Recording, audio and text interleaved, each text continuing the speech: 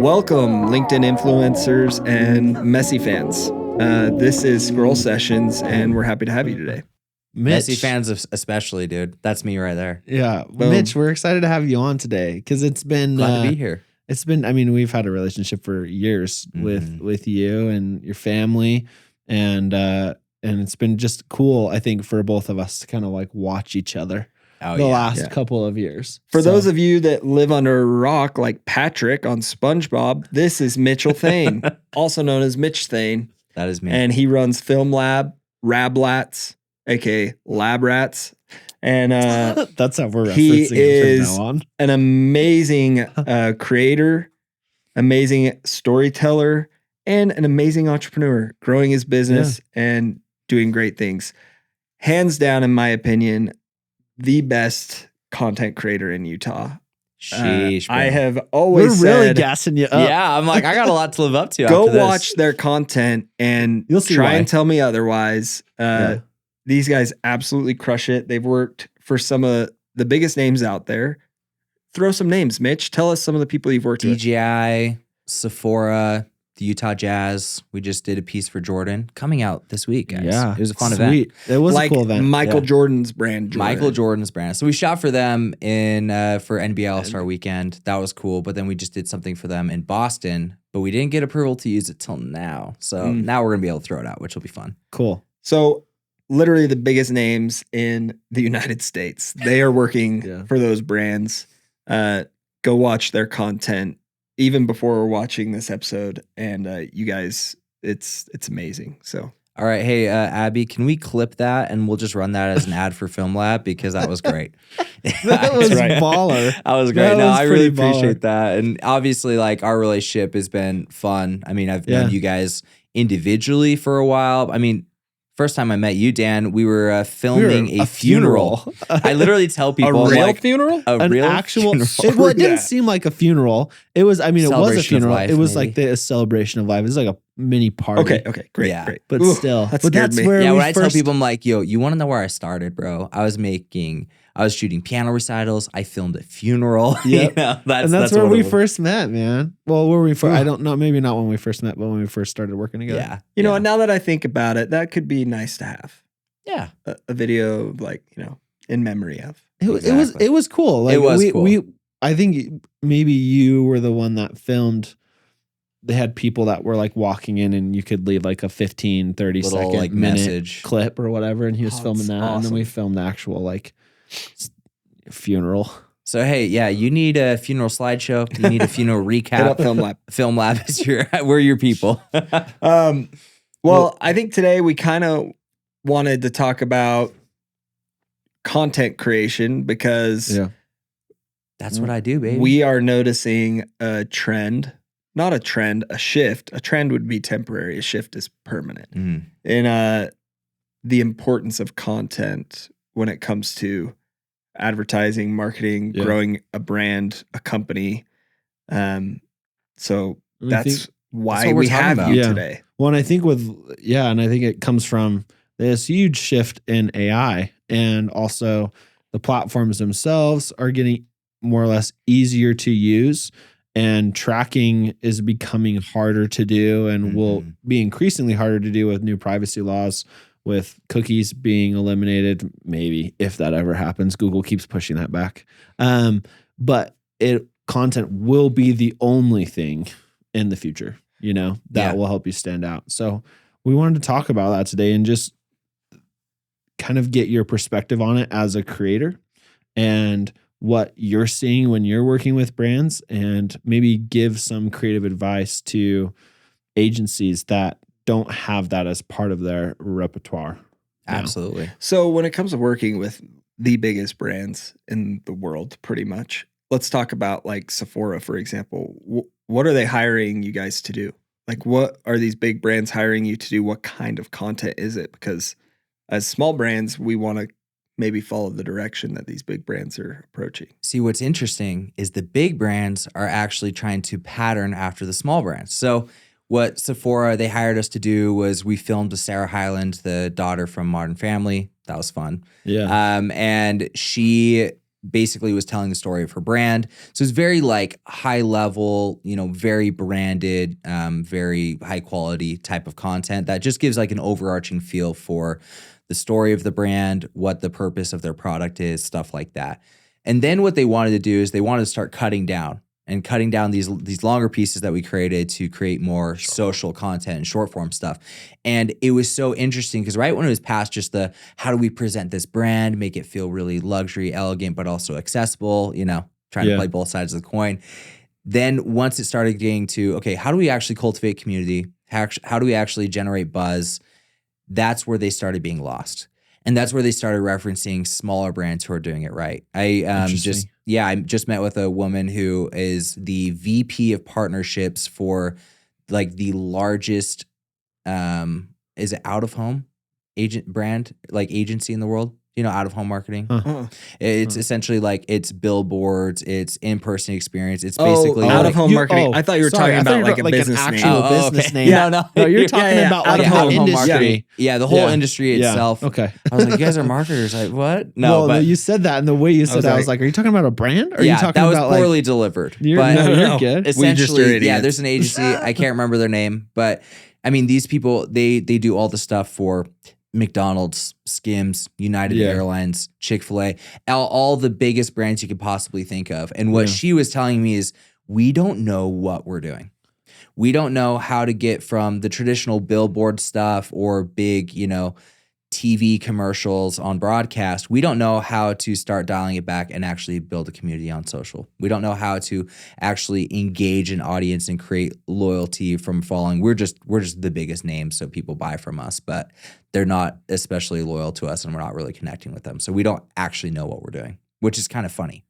So the smaller brands are doing it right. That'd be a hard spot to be in. Like that, I see that pain point because in my eyes, like these small brands are building based off of community, and these big brands are like trying to get community, where really people are just buying Sephora because it's right next to the Apple store and exactly what they're used to. And like I think the smaller brands, because the reason they're innovating so much is they have a lack of options. They don't have just they can't throw millions of dollars into these campaigns. Like they have to figure out, how do we tell our story? How do we showcase our product in a way that is, first of all, affordable and something that's actually achievable for us, because we can't get Victoria's Secret models and, the guy who filmed the last Avengers movie, whatever.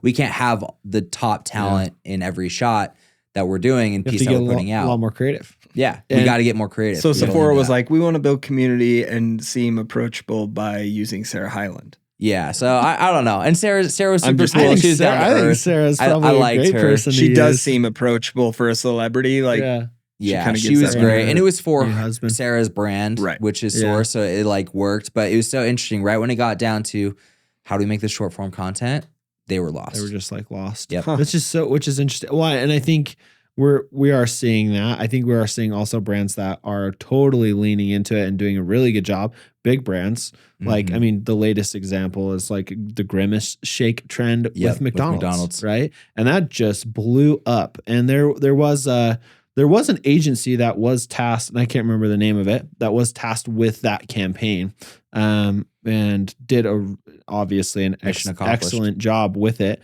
But they even themselves admitted like they didn't ever foresee it blowing up, and they also didn't. They just took advantage of the situation, basically, but it worked really, really well for McDonald's. And I think McDonald's and Coca-Cola and two of like the biggest, more or less, food brands in the world, some of the biggest brands in the world in general, are doing a good job with it. Yeah. But I think there's others that aren't. And there's the reason why smaller brands can exceed is because of that personal brand aspect, right? The founders can actually put their face out there, and it's going to make sense and resonate with people, where that's not so much the case with like McDonald's or with, maybe Sephora, right? But I mean, for example, I think story is what draws people in and what brings massive loyalty. I read Phil Knight's book, Shoe Dog. I don't know if you guys know it. Oh my gosh, one of my favorites. I mean, this guy is lying to his bank and saying that the product is coming from China or wherever it was already. It was already shipped and on its way. And then he's going to his manufacturers in, Asia saying, oh yeah, the money's coming, just send it. And he's just trying to get by. And I was like, I've never related to somebody so much, right? But there's that story and this human that I'm now connected with. Right. And I don't know if you guys saw the recent movie Air. Oh yeah. They did, right? So with good. Michael Jordan, right? Now you are connected to this brand because there are stories. You understand the struggle. It's humanized. And now they're the underdogs who are now like the top dogs. Let's be honest. Right. But knowing that story made you connected with them. And I'm so bought in. I mean, we're wearing Nikes right now, dude. We're both wearing Air Max 90s. And I have probably 50 other pairs. I'm not wearing Nikes today. Yeah, come to our office. You got Kiziks though. Shout out. I'm a This huge guy has Nike so many fan. Nikes. Yeah. It's probably because they have a size 15. It's the only thing I can actually wear. But Mitch, though, like I think you have a good point about where things are heading right now. What's been some like trends that you're seeing right now with short form? Yeah, that you guys are kind of like, how are you delivering stuff in this newish format? Because you're also good at it. Like you're doing it yourself. Yeah. You're kind of setting that tone. That's nice. And I look at my content and I'm like, I'm just saying things sometimes, that's like top of mind, whatever. Yeah. I'm not being as intentional as I want.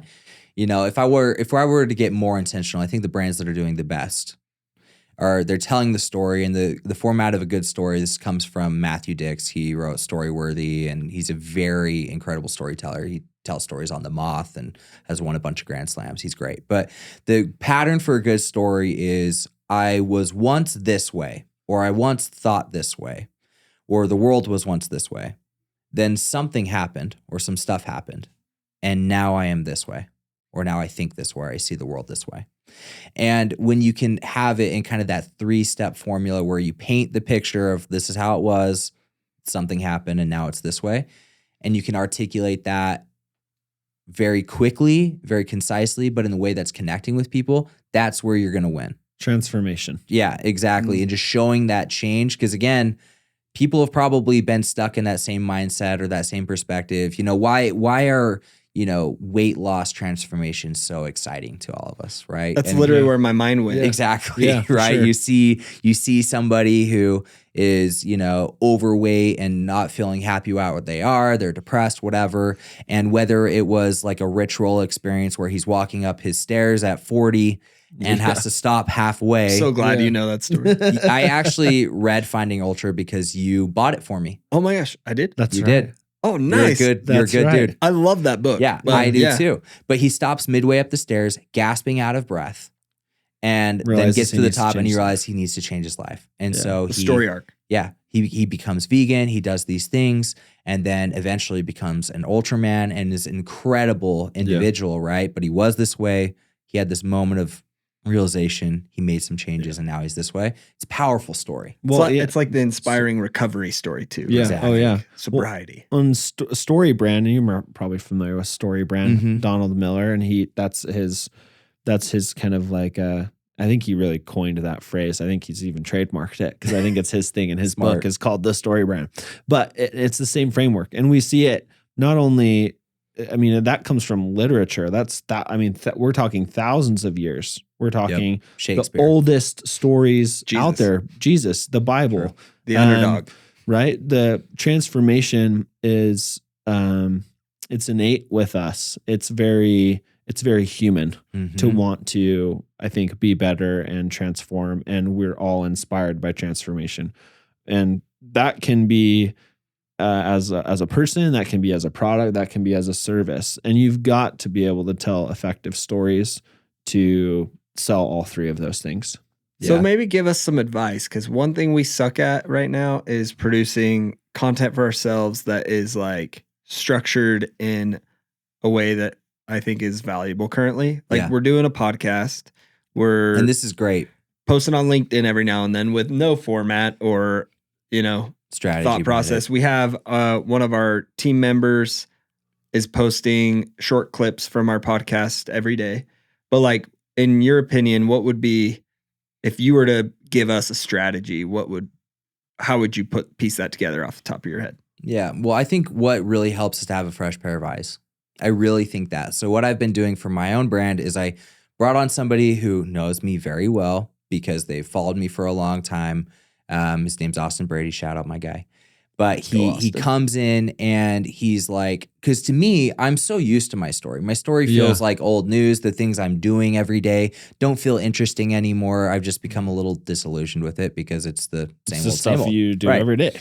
And so when he comes in and he's like, bro, like, look at your gear. This is you have a red Monstro and you have these cinema lenses and you have this, and think about your story with selling route or, this or that. He's now putting into new light the experiences that I'm having and making me realize, okay, what we're doing is cool. It is interesting and it is valuable to other people. So step one, I think you guys are just so used to what you're doing every day that you probably need somebody with a fresh perspective. Like me, bro, I could talk your ear off about how cool what you guys are doing is.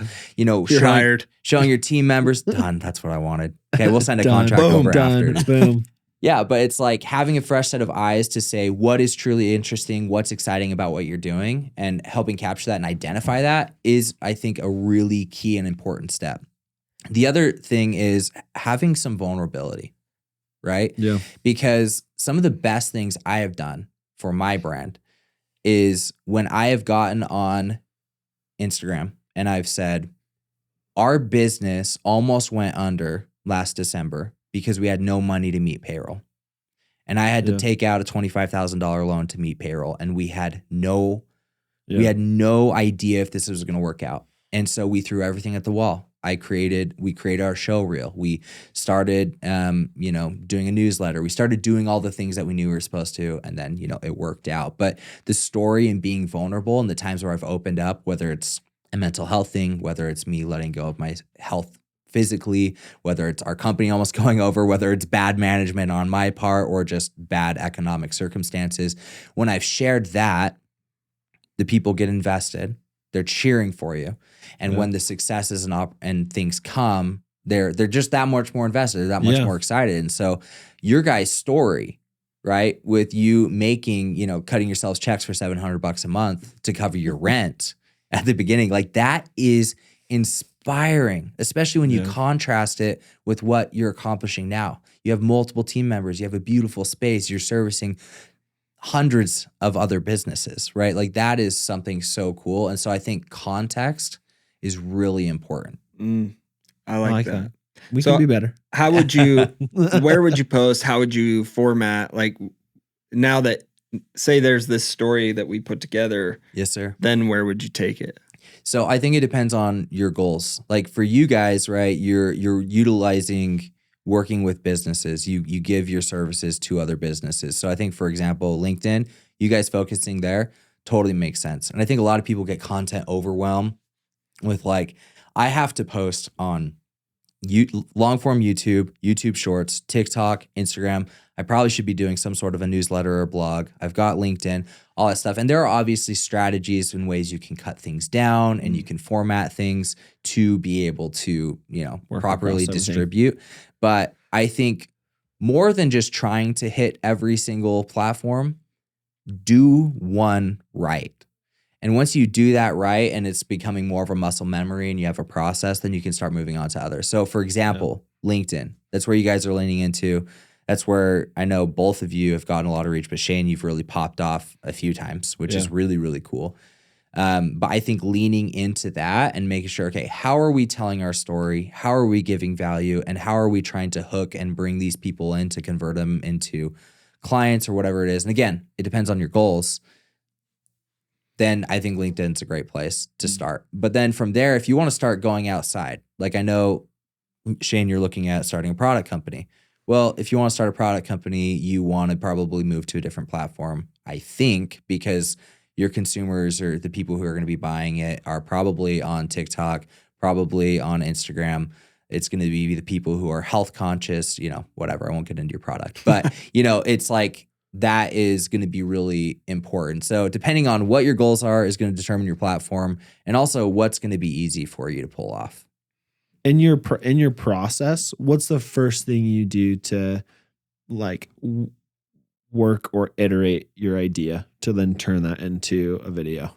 Yeah. I mean, I think it comes in a variety of ways, right? Whether it's just I'm currently experiencing something, I'm building a deck. I'm like, oh, this is interesting, because for me, my goal is to build a community of creatives for a number of reasons. One, we're going to be starting to sell digital assets and products to them because we have authority. You guys are going to crush that. Thank you. We like to utilize a network of creatives to fulfill on other projects with clients, people that we're working with. Yep. And also, if people perceive me as an authority on the subject, other brands are going to be like, okay, well, we want to work with him because he obviously knows what he's doing, and look at their work. So, that's kind of how we go about it. But inspiration for me comes in a lot of different directions, whether it's like, I'm working on this deck, this could be very valuable information or a great tool for another creative to use. Yeah. And this could help them win more business. Or maybe we're cutting up a cool video that we're doing and,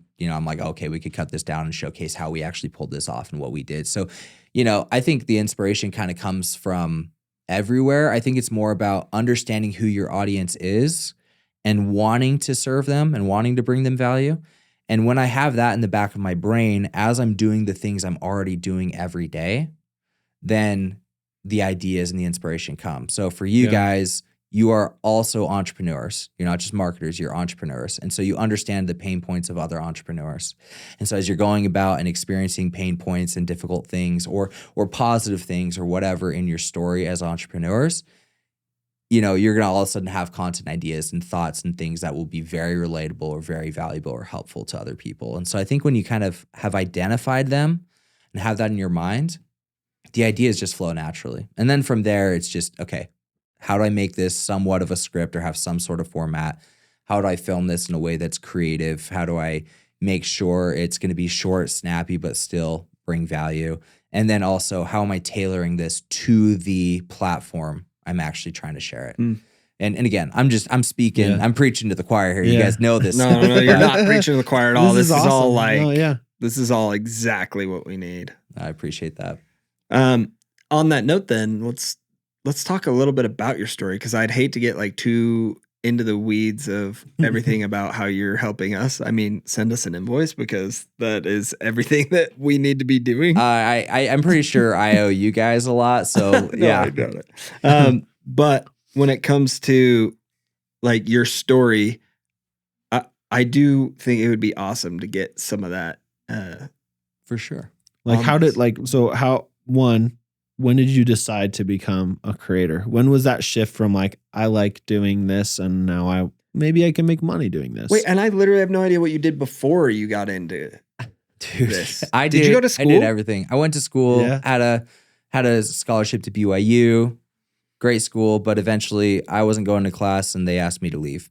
So they're like, basically they're like, hey, you should leave. So I left BYU, much to my parents' dismay, but they were still supportive. You've got great parents. I know. I can imagine that conversation with your mom. Wait, can you tell me how BYU asked you to leave? Basically, they called me into their office and they said, "Hey, so it looks like you're on average, just not attending at all, and the classes and the tests that you actually are taking or assignments you are fulfilling, your grades are trash, man." So they're like, your GPA is plummeting, and before we have to like actually kick you out, we're going to put you on a 1-year probation, so you have to leave for a year. And then if you want to come back, like we'll give you a second shot to be able to get it back. But at that point, I was like, okay, do I want to go to class or do I want to go to California and film a music video for, $1,500 or whatever, right? It was like, I knew where I wanted to go. And I kind of had this transformative moment where I was going to the advertising program. I had this whole plan set out. I'm like, I like people. I like selling things like that. That could be cool. Ad program is pretty rigorous too. And their ad program is great. Yeah. And I'm talking to this guy at some sort of convention, and I was like, hey, I'm taking all the prerequisites. Like, I'm going to apply to the program next semester. And he was like, so yeah, dude, that's so great. We have all these connections. You go through the program, you'll meet all these people, and eventually, we'll place you inside of a great agency, and it's gonna be awesome. And I was like, well, hold up, man. Yeah. I'm only going to school so I can learn the skills, meet the people, and then I'm gonna go be an entrepreneur. Like, I'm gonna go create my own thing. I don't want to do that. And he was like, no, dude, we're all about job placement. I'm like, well, okay, if that's what you want, then like, I'm not interested. I'm out. And so it was kind of like them asking me to leave and me realizing even if I went back, it wouldn't, it wouldn't help me do what I want to. So I left. But so then you started to do freelance work? Yeah, I started doing freelance work. I dabbled. I tried to start a nonprofit with my friends and about, getting out of addiction and anti-drugs and stuff like that. We did pretty well. We spoke with some schools. It was cool. But, from there, failure after failure, I won't even get into how badly that ended. I've got a bunch of those too. I get it. So a lot of different experiences where I really struggled. And I was kind of just like this creative guy. I was just kind of filming things, for kicks, not really like being very intentional about it. I was probably pulling in between $2,000 or $3,000 a month. Okay, I'll wrap it up. Give us like 5 minutes. Yeah. I was probably pulling in like $2,000 or $3,000 a month. Wasn't really taking it seriously, but at that point, I met my wife, and there's nothing like a wonderful girl that's going to make you be like, okay, I got to rethink my life and see if I'm going to actually take this seriously. So from there, I started a production company, Avenue Film Co. We obviously use you guys to help us with, ads and things like that, marketing, social stuff, which was so great, by the way. Then with COVID, we ended up being in kind of like a precarious, stressful spot. We got an offer to be acquired by Route. And I went into Route. We sold our company, went into Route full time, where I was kind of the director of media and content, which was really cool. It was a great experience to go from like bootstrapping your own business, having a handful of employees, to being part of like $1 billion tech company, hundreds of employees, and having your own small part to play and learning how important specialization is and, cross-departmental communication, what these processes. Exactly. What these brands actually need. Probably some structure that you didn't really have before. And there is a lot to learn still there, Yeah, it was embarrassing to be revealed like how like little we actually knew. We were just good at filming cameras and good at making people feel like we do a good job for them. And Route was cool because it definitely gave you a lot of access. Mm-hmm. I felt like, and gave you access to all of their customers, and their customer base was massive, and it was all e-com. Yeah, it was all e-com based. So it was a good catalyst for you guys. It was huge. And obviously having people like believe in us enough to want to acquire a company, offer us really solid salaries. When we were going to leave, they offered us an absurd of amount of money to stay. Yeah. It was very validating and like helped us feel like, okay, we're actually onto something here. We've got some value to bring. And so from there, I was only there 13 months because, again, that entrepreneurial pull, right? Once you've worked for yourself, once you've been able to kind of steer the ship, even if it means you're going to be broke and stressed all the time, you still, for some reason, crave it, right? Yeah. You guys know the feeling. But also, I feel like someone like you who is an entrepreneur is going to learn so quickly. Yeah. Like when you go work for a legit massive company. Yeah, when you go in-house. You go, you build Avenue Film Co. as this media company, and then you go in-house and you just absorb everything so quickly. You probably learn 10 times faster than someone who's there to just press buttons for 20 years. That's true. Yeah. So like you absorb over 13 months and then boom, you start FilmLaab. And how much do you feel like, how much more confident were you in FilmLaab compared to Avenue Film Co. because of those 13 months? Yeah, I mean, we were extremely confident when we left because it's like, all right, yeah, if somebody thought we were cool enough to like bring in-house, and I've now worked with massive creatives, other like really cool brands, and then you actually realize nobody knows what they're doing. Like, we literally had this conversation the other day. It is mind-boggling, especially I feel like in probably the agency world when you work with a lot of different brands and different industries, and if you're not specialized. And it is mind-blowing to me how much it's like every week I talk to somebody, I'm like, you really don't know what you're doing too. And I'm like, how does the world continue to operate? How do all of these people still have jobs? How are their businesses running? Dude, even the government's just like throwing it together. It's true. Especially the government, dude. They're a master class on not knowing what they're doing. It's crazy, but it's also good to realize. And it is like, it's a little bit of like, hey, like we're probably doing something right. Because it seems like things are going right when maybe other people aren't doing so well. So it's a good confidence boost sometimes. Yeah, and it's a realization like it's okay that you don't know. like that you don't know things. There are other people you're going to rub shoulders with who know things that you don't know, and you're going to be able to learn and scratch each other's backs and work together. But at the end of the day, nobody knows really what they're doing, and that's okay. And it's in the process of actually doing and taking action that you are going to figure it out.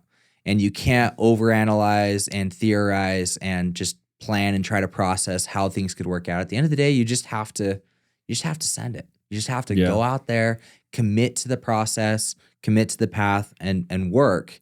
And you're going to have a lot of problems along the way, but that's where you learn. And that's like probably very similar to your guys' story. I think my success has, however small it may be, has really come from being tenacious. I'm a bulldog. I bit into something, I locked my jaw, and I'm hanging on for dear life. And there's a lot of other people that I think are better than me, that I think are more talented than me, that had better connections than me, whatever, who got tired, who got worn out, who eventually bowed out or left the industry or, copped out in some other way. And all love to them. Maybe they just had another path, and that's fine. Yeah. But I've just outlasted everybody else. Yeah. And so what happens when you have been doing it for a long time, you failed a lot, and you've outlasted everybody else, eventually you're going to find yourself closer to the top than you could have thought. So where are you at now with FilmLaab, now that you've had this experience with Route and this experience with Avenue Film Co.? Obviously, that is enough data to understand that you've been a bulldog, right? Like you are working constantly to try and build this business. Yeah, well, I mean, I think it wasn't all smooth sailing because you know how it is. When you can get a little big for your britches, you're like, hey, I just learned all this cool stuff. I see how it's done right. You can actually start overthinking things, right? Yeah. Back in the day when I had like no ego, I really didn't know how to build anything. I mean, when we started Avenue, we literally like made a Squarespace website and we took I remember that website. Yeah, we took our best clips, put them together. I'm still on that website. Are you? Like, you still pay for it? I think I still have access for it. Probably. You should sign them back up. Yeah, let's bring it back, But anyway, like we made this little website. We were so proud of it. And we literally texted a little clip of our reel to all of our friends and said, will you post this on your story? And that's how we launched, right? We didn't really overthink it. I literally had a logo that Chelsea Anderton had designed for me.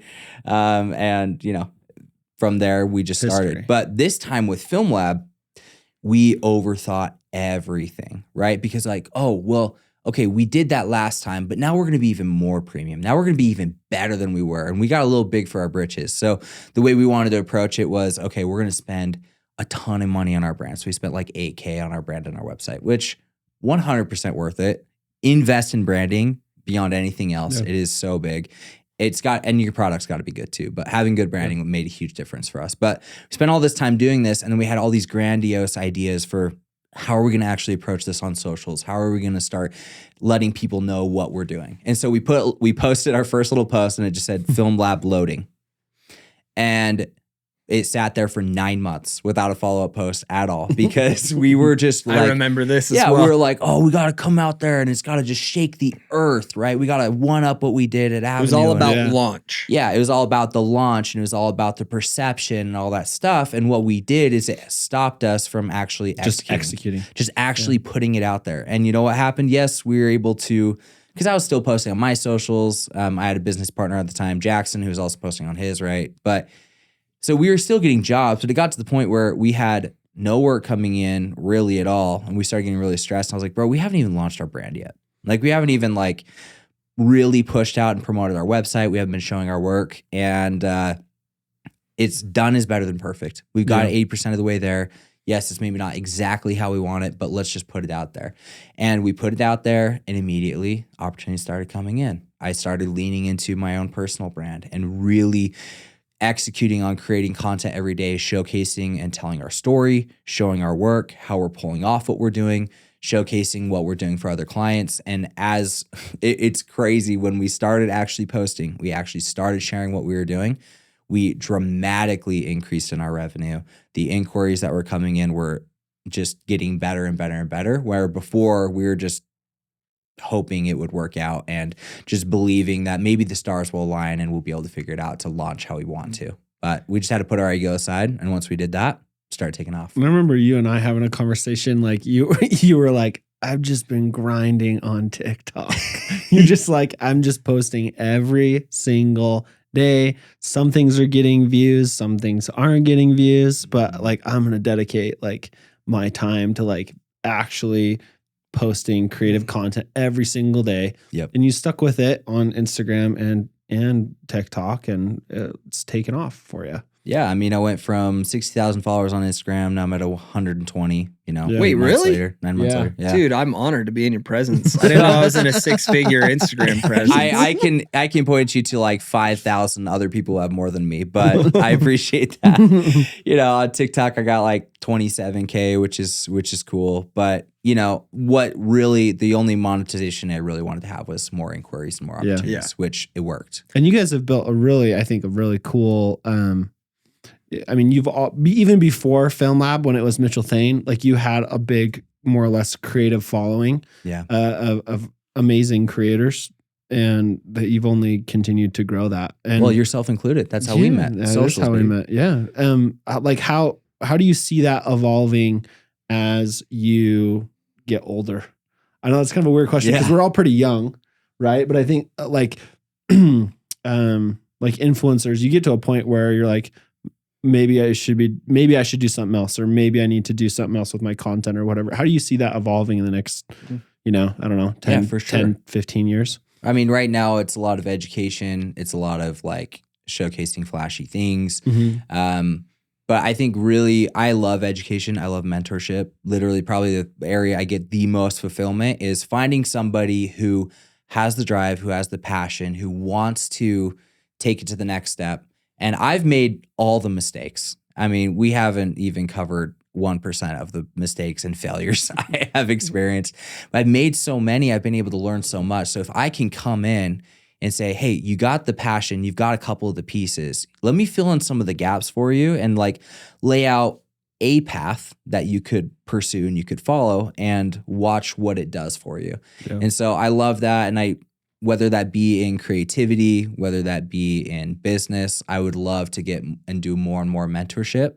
And then, I mean, professionally, I want to film a movie someday. So that'd be really that's cool. a dream. Yeah, that's right? the dream. Yeah, well, 100%. As a DP, of course. Oh, that'd be epic. Well, and I know we talked about Rich Roll earlier, and look at someone like him who's in his mid-50s, and he didn't peak until he was in his 40s when it came to being a content creator. Right. Yeah. So there's all this opportunity as long as you're approaching it from the angle you are approaching it, which is I'm someone that can be trusted as a voice of education, right? Instead of like, oh, I'm young and funny and making funny videos. Like you're doing something of real value for your community. And that stands the test of time no matter what, I appreciate that. And I think too, things change. I have no idea in 5-10 years what I'm going to be wanting to do. I started out as like a kind of portrait photographer guy, and that was like a travel guy. And then my Instagram was basically dominated by me being in love with my wife, and whatever. So it's like continue to develop and change. And so 5 years, 10 years, I don't really have a plan. And I think that's okay because we're constantly evolving. We're multifaceted individuals. Yes, people might look at my Instagram and be like, oh, he's a film boy. But there's more and more elements that I'm introducing, whether it's things with my family, things with my like philosophy or things that I believe or that are important to me, entrepreneurship, maybe my health journey that I'm sharing. So really wherever it's going is going to be whatever I'm actually doing with my life. And I think people, if they are tied into you and care about you, it doesn't matter if I start a product company in a month, they'll be interested and want to follow. Yeah. And that's the beauty of community. And we see that with like influencers that have built, massive brands. Logan Paul and KSI Insane. And Prime, Mr. Beast and his like half dozen other like product companies he started and grown. And that's the influencer product economy now, So like, I mean, what's on your radar then next? Because I know you've got stuff. What's on your radar then of like what you're going to do next? I mean, I think next step is digital assets because I mean, I've made, brand templates like for pitch decks, things like that. LUTs, coloring presets, things like that, that we've talked about. Online education or workshops is really interesting because, again, I've never sold anything other than my services and my time. So figuring out how to actually monetize and productize something is, I think, a really important next step for me. And digital assets, you make them once, you sell them forever. So I'm really interested in that. From there, I would love to get into like making something physical, like being a digital guy. I want to make something like analog tangible. And real and tangible, right? So like just having a FilmLaab shirt, like I'm so proud of it. It's just something that's real. And so eventually, whatever it is, I'd love to get into something physical, but that's awesome. Not sure yet. Yeah. Well, so speaking of FilmLaab and how it's all been roses and butterflies and there hasn't been a single issue, right? So easy, bro. No issues. I think that so many people look at a business, for example, Amazon or Tesla, these brands that you look at them now and you're like, wow, this person just built this amazing product and they're just so successful and they killed it. But they don't see the come up, right? So FilmLaab, you came into this thinking, we're going to be much better about it this time. We're going to invest in brand. We're going to do all these things. We're going to do it right. But what really happened along the way? Like, what was the journey of FilmLaab? As far as getting to where you are now, which is still growing, right? Like we're all still growing our businesses. We're not at the end. We're not chilling on yachts or anything. No, sir. So what is the? I mean, I did for a couple of days in the Bahamas, which is cool. Yeah, great project. Cool video, great project. I thought you were making a call out to that. Oh my cool gosh, video, I forgot about that. Thank you. But no, like, to your point, it has not been an easy road. You know, I started FilmLaab leaving route with a business partner, Jackson, my guy who I'd done everything with for years. Yep. After a year, he was so burnt out, so tired. I mean, you guys know agency and service-based business is very difficult, right? And especially what we do, art is extremely subjective, right? And so, yes, there are things where it is about conversion and the ads and stuff like that, and like the numbers don't lie, but there's so much room for interpretation in so many other aspects of what we do and how we approach things that, you know, sometimes we can make the best video in the world and the client's not happy about it. Or, you know, sometimes we'll make something that we're not stoked on, but apparently it works really well, you know? So it's a really tiring and exhausting process. And so he got tired and he got burnt out. And we were sitting in this exact room. I was in Dan's chair. Jackson was sitting right here. And it got to the point where after talking, and I could just feel there was some disconnect and he wasn't as involved. I felt like I was kind of pulling him along. And again, all of Jackson, most awesome business partner. He was great. But it got to the point where I was like, okay. And I said, it was like, Jackson, do you want to be here? Like, is this something that you really want to do? Because I'm in this for the long haul. Yeah. Like I'm in this for the next half decade at least, you know? So if you're ready to move forward with me for the next 5, 10 years, whatever, let's go make something amazing. But right now, I'm not feeling that energy back from you. Yeah. And he was like, honestly, he's like, I'm just super loyal to you and I love you. And so that's why I've stuck around, but I'm done. I'm tired. I don't know what I want to do, but I need to do something else. And so he left. And, you know, since then he's built and been building a really cool sauna business. It's very premium, very cool. But, it is so cool. I love it. New Primitive, go follow. It's great. But with that, with him leaving, he had to take some clients. He had to take gear because he had to keep the lights on for himself, right? But with that, I was left with all the overhead of the employees, a reduced clientele list, less gear. Right when that happened, we had Black Friday, which was great. It took us like 8 months to get paid by a couple of people from Black Friday. It was terrible. The tech economy started falling apart, so they laid off the world, you know, and e-commerce and tech were kind of our two main things. And so once Black Friday was over, e-commerce was snoozing for the next couple months. Tech, you know, wasn't doing, if they were firing everybody and laying them off, they definitely weren't like, you know, using us to make videos. Yeah. And so it became like a very financially stressful situation. And what was good about it though, and what was great is now it was just me steering the ship. You know, Jackson had left and I had Mike on as a minority partner. He wasn't full-time, he was just part-time at this point. And we had our great team, but we ran out of things to do. We had no money, we had no projects coming in. And it was kind of like here's our last shot to see if we can make this work. But if we don't start getting money in, first of all, I'm going to have to call everybody and say, sorry, I can pay you one more time. And then I'm out of money. But when it got to that point, I had to literally take a loan out, as I referenced earlier. I had to take a $25,000 loan out to pay payroll and just make it for that week. But we planned everything out and we threw everything we could at the wall. And we told our story. And I was very open about what was going on and what was happening. And it's not like people saw that and they're like, oh, I feel bad for Mitch and FilmLaab. Let's give him a $10,000 contract or work. But it did create awareness and it created loyalty, which impacted a lot of people, which was really cool. Well, it's like Nike when they were the underdogs, Yep. right? It's the same situation. Like we didn't all start buying Nikes because we felt bad for them. Yeah. Like we wanted the underdog to succeed. That was the Michael Jordan legacy, right? Mhm. Yeah, totally. Exactly. And sometimes you need to hit rock bottom Mm-hmm. to be motivated. Some people aren't motivated by that and would just give up. And I would say that's probably the majority of people at that point said, this is not for me and I'm done. But you stuck with it, you persisted. And I think that it says a lot about you. It says a lot about moving forward. Right. And keeping going. I appreciate that. And you guys were therapy for me. I mean, we talked around that Yes. time and, you guys being able to say, hey, look, we've been there. This is business, this is struggle, whatever, but that's okay. And luckily I've got a great business partner, Mike, incredible team. And when that pressure came, we all performed. So what was it then? Like, I mean, if our business got to that point where it's like, hey, we got one more payroll before we got to shut things down.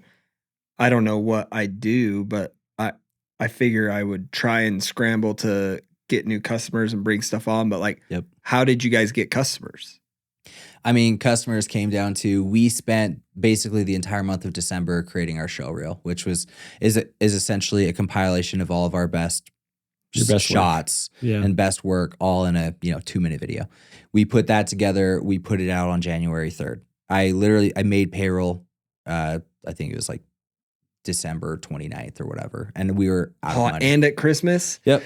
We were out of money. So January 3rd, we posted it and I was posting like an insane amount, talking about what we're doing, showing our work, building up hype for the reel, launching the reel. A bunch of awesome supportive people shared it. And that's why you tell your story, so that when you put out a great piece of work, you have hundreds of people share it, it's going to attract new clients and opportunities.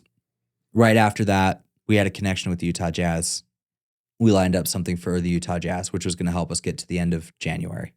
And then we found out about a couple of other opportunities that would barely get us through February. And then Sephora and Source came, which was a job that would help us get through halfway through March. And then And it really was just a couple weeks out at a time. Okay, we got, it was the daily bread, it was the daily manna, dude. I was throwing up prayers left and right. I'm a religious Christian, I was praying, I was posting, I was working my tail off, everything we could. And it was just a couple weeks out. That was our runway. And then all of a sudden the couple weeks turned into a month of runway. And then it went, and then it was like a month and a half of runway. And then, and again, it wasn't all easy. In April, we had no money. We had to shut things down. We had to freaking lay you guys off as our agency, right? Because we were low on cash. We had to lay off a great guy named Sky.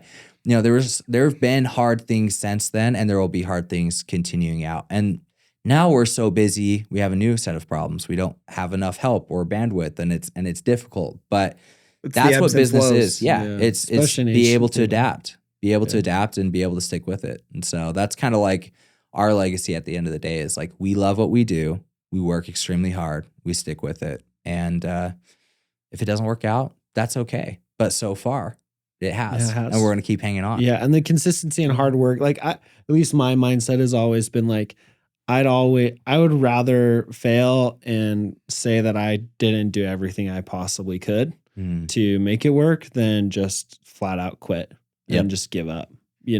That's always been my mentality. That's how I was raised. It's how that's always been my belief. You're just going to work hard and you're going to be consistent and it will pay off, You know what? Seth Rogen was on a podcast recently and Seth. I love Seth Rogen so much. I love every movie he's in. But he was on a podcast and I can't remember who it was, but they asked him advice for people that want to get into filmmaking or trying. And he said, well, you kind of have two options.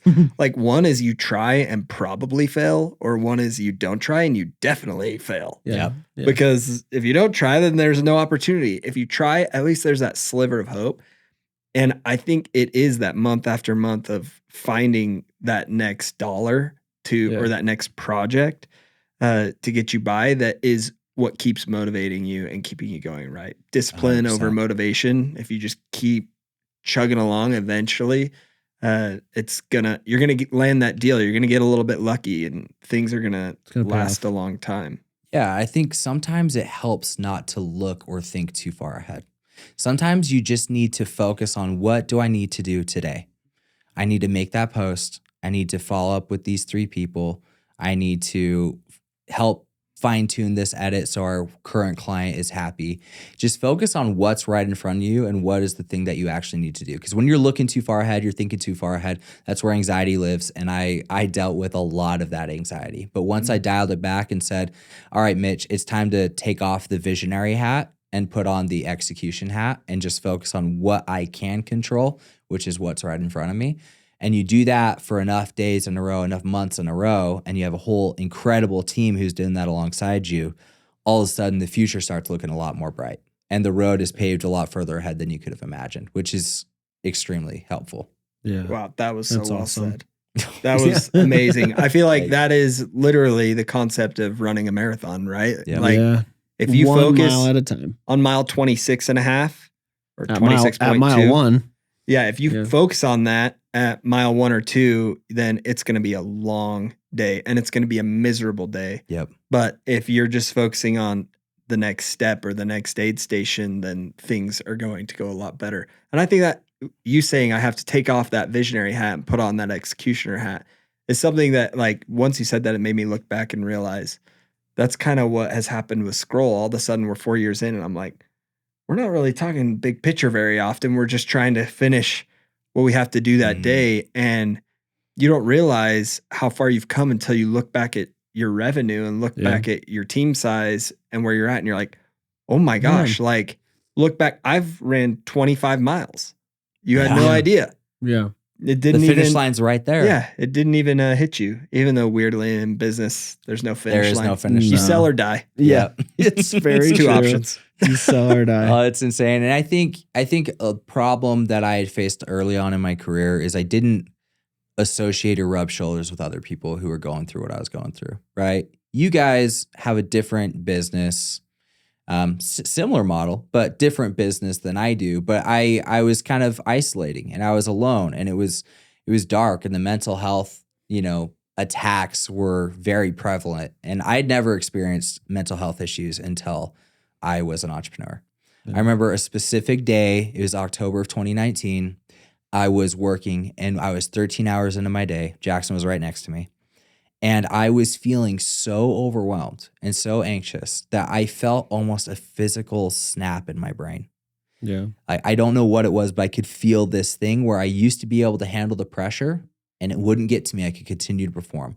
But after that second of realization, that thing that happened to me, I felt anxiety. I felt every bit of that weight and that pressure from clients who are demanding things, money that wasn't there, whatever it was.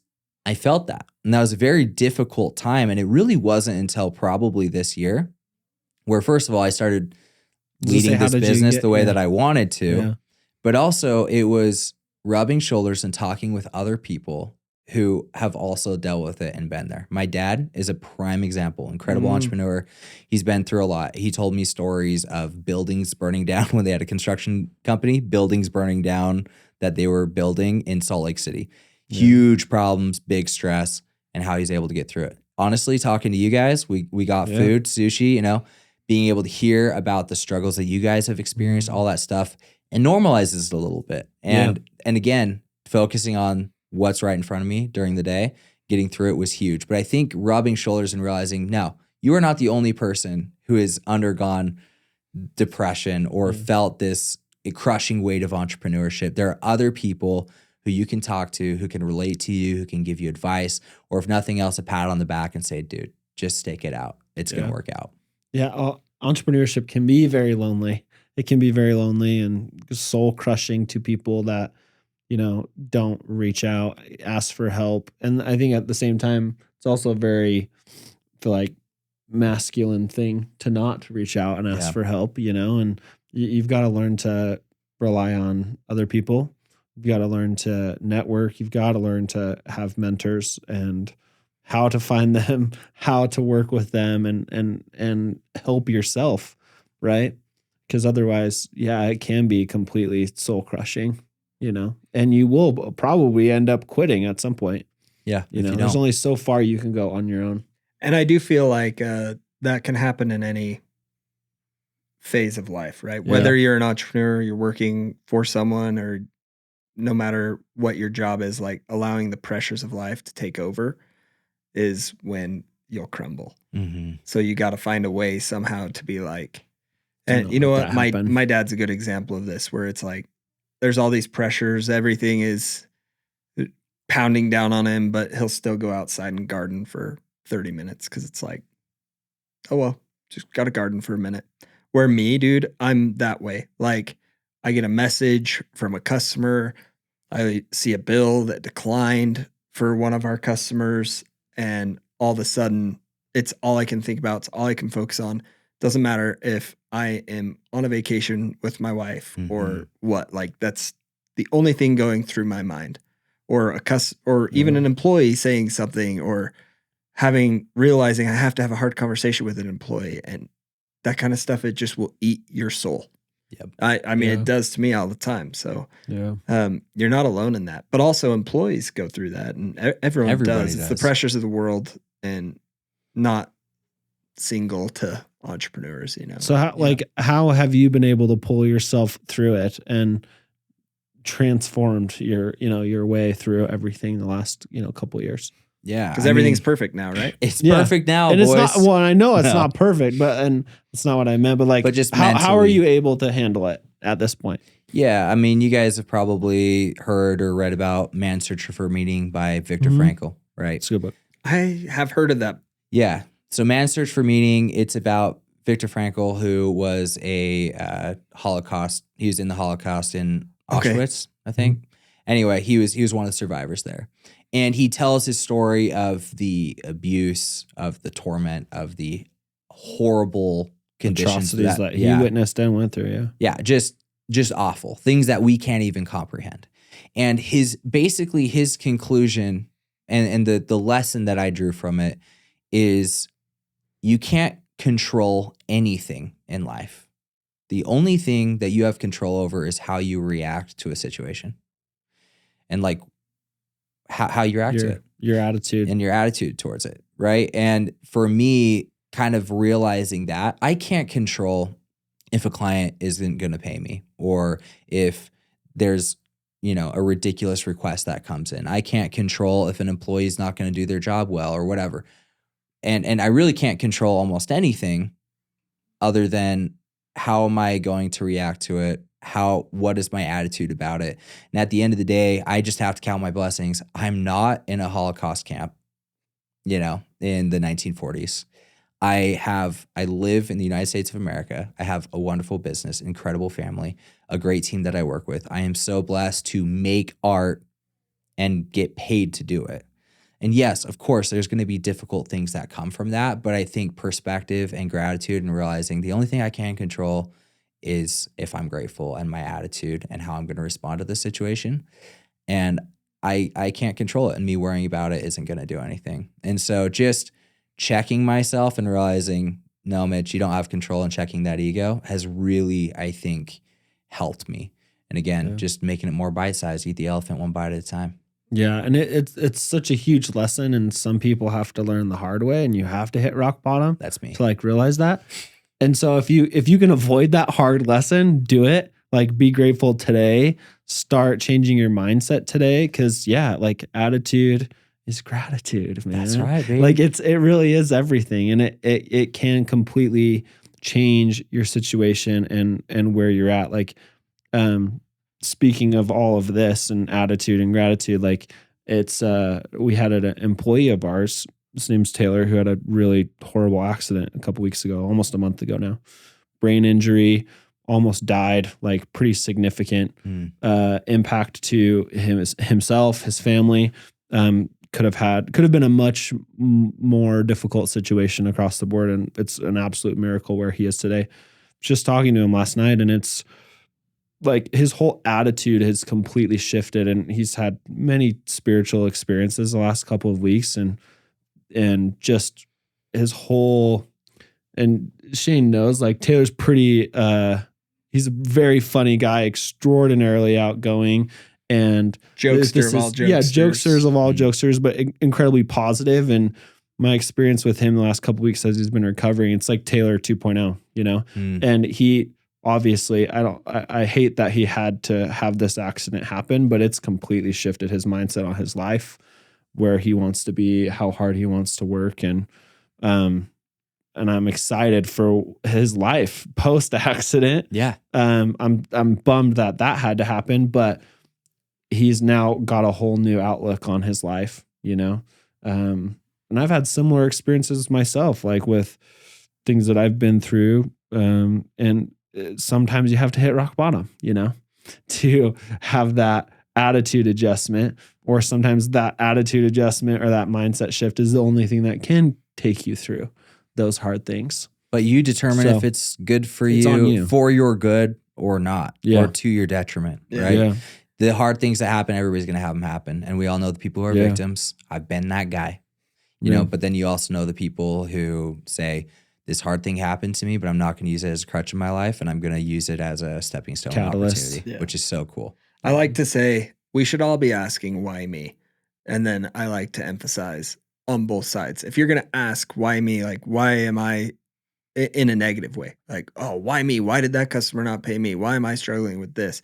Then you also have to say, why me? Like, why am I so lucky that I get to wear a pair of shoes? Why am I so lucky that I have eyes that work? Like, why am I so lucky that I actually get to live a life where I can breathe normally? Right. So I think that it's important to have perspective in life and ground ourselves a little bit, even when we're struggling with things that we think are the biggest deal in the world.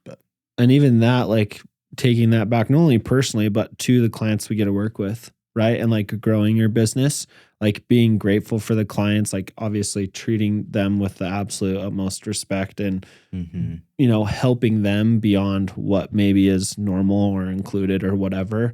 Like it'll take you so much further, right? Like we both know, like our best clients are ones that we obviously take really good care of, but they then in turn, because of the relationship, because of their experience, they refer other people, you know? Yeah. And a really good one of ours is FilmLaab. Yeah. Yeah. They seem to be a lot of people big to really big good fans. referral partner.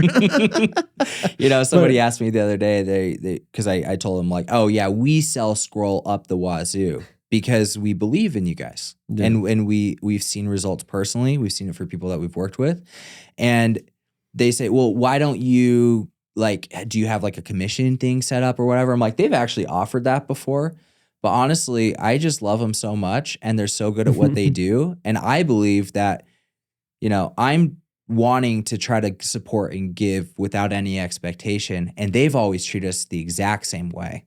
And if they ever need to call in a favor, I will be there to deliver. And I know the exact same thing. And, you know, that is what business is. Like, can you bring value? Are you going to put the relationship first? And that's where you're going to have your most valuable, like, clients and relationships and opportunities. Yeah. Totally Agree, man. All right, Mitch, this has been awesome. Enlightening today. It's always fun to talk. It's always fun to talk to you, Mitch. Yeah. This was therapy, guys. It was. It was the therapy for today. Yeah. The tone changed, right? All right. Let's see. Where can people find you, first of all?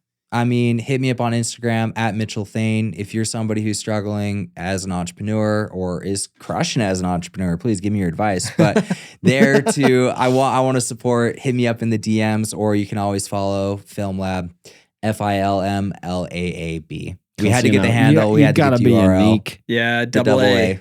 That's right. Well, it's because you guys are like AA batteries and you never die. Yeah. Okay. Boom. Little FilmLaab. You know, whatever. FilmLaab. So.